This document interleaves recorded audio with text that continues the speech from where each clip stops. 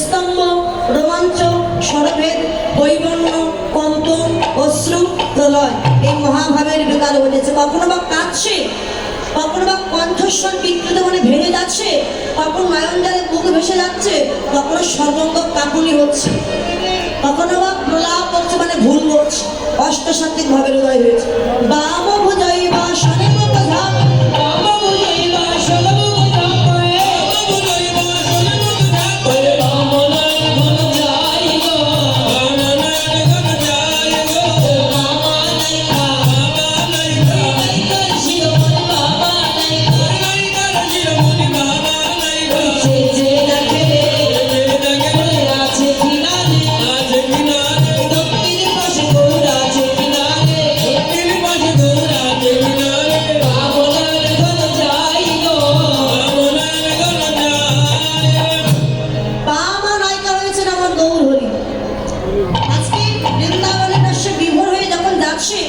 মাথায় ঘন্টা দিয়ে এমন করে তাকাচ্ছে, বা মনোনয়নে বলে।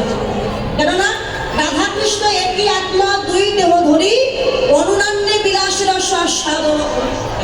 সেই দুই দেহে চৈতন্য গোসাই ভাব রস সাদিতে রাধা পূর্ণ শক্তি, কৃষ্ণ পূর্ণ শক্তিমান, দুইয়ে মিলে ভেদ নহে শাস্ত্রের প্রমাণ। রাধার শক্তি আছে বলেই তো কৃষ্ণ শক্তিমান। রাধার শক্তি ছাড়া কৃষ্ণ শক্তিমান কোনোদিন ছিলেন না। দেখুন, আমরা বলি অমুক গ্রামের ছেলেটি বড় শক্তিমান হয়েছে, অমুক গ্রামের ছেলেটি বড় শক্তিমান হয়েছে।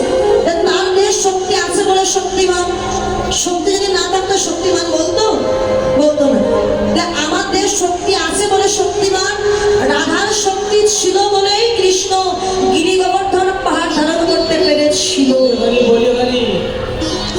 সুখ বলে আমার কৃষ্ণ গিরি ধরেছিল, আর শাড়ি বলে আমার রাধা শক্তি সঞ্চার।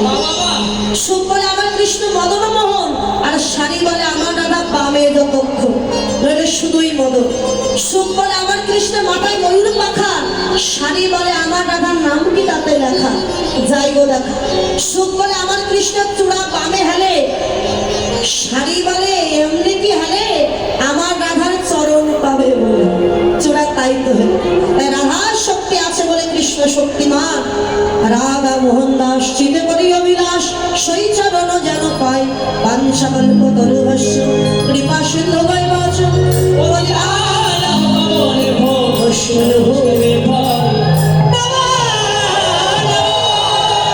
আমাদের মাতাজি 100 টাকা দান করেছেন।